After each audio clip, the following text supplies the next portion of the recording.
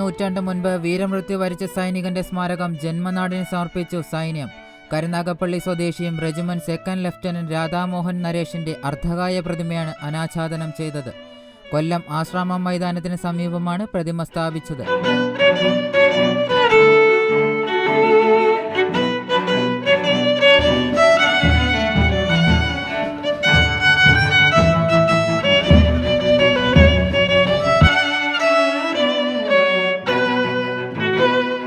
ആയിരത്തി 1971 ഇന്ത്യ പാക് യുദ്ധത്തിൽ രാജ്യത്തിനു വേണ്ടി ജീവൻ ബലിയർപ്പിച്ച യുവ സൈനികനായിരുന്നു സെക്കൻഡ് ലഫ്റ്റനന്റ് രാധാമോഹൻ നരേഷ്.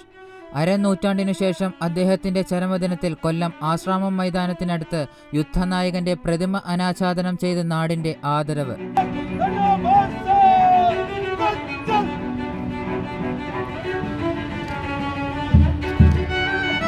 സർക്കാർ നൽകിയ 1 സെന്റ് ഭൂമിയിലാണ് പ്രതിമ സ്ഥാപിച്ചത്. Pangode military station commander brigadier Salil എംപിയും ലഫ്റ്റനന്റ് നരേഷിന്റെ സഹോദരങ്ങളായ ഡോക്ടർ ഗോപി മോഹൻ നരേഷ്, ശ്രീമതി ശ്രീകല റാണി എസ്, ശ്രീ പ്രവീൺ നരേഷ് എന്നിവരും ചേർന്ന് യുദ്ധവീരന്റെ പ്രതിമ അനാച്ഛാദനം ചെയ്തു.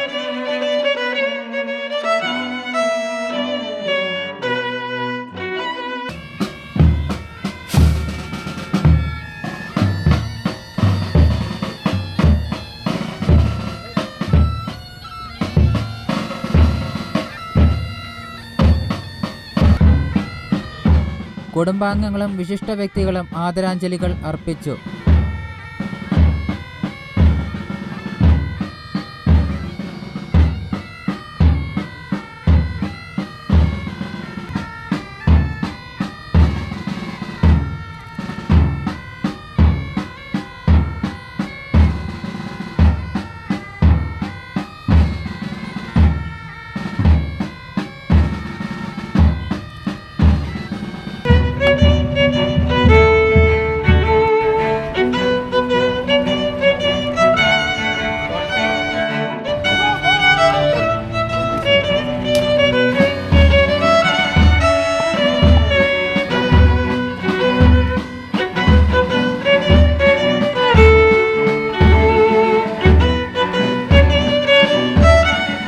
ആയിരത്തി 1971 ഡിസംബർ 10 പാകിസ്ഥാന്റെ കാലാൾപ്പട സൈന്യം ആക്രമണം നടത്തിയ മുനാവർ താവി നദിയിലെ റായ്പൂർ ക്രോസിംഗ് സംരക്ഷിക്കാൻ സെക്കൻഡ് ലഫ്റ്റനന്റ് രാധാമോഹൻ നരേഷിനെ പ്ലാറ്റൂൺ കമാൻഡറായി ചുമതലപ്പെടുത്തി.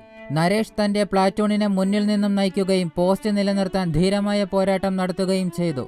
യുദ്ധം പൊട്ടിപ്പുറപ്പെട്ടപ്പോൾ ഇന്ത്യൻ ആർമിയുടെ ജാട്ട് റെജിമെന്റിൽ കമ്മീഷൻ ചെയ്തിട്ട് ഒരാഴ്ച മാത്രമായിട്ടുള്ള ഈ ഉദ്യോഗസ്ഥന് വെറും 21 വയസ്സായിരുന്നു.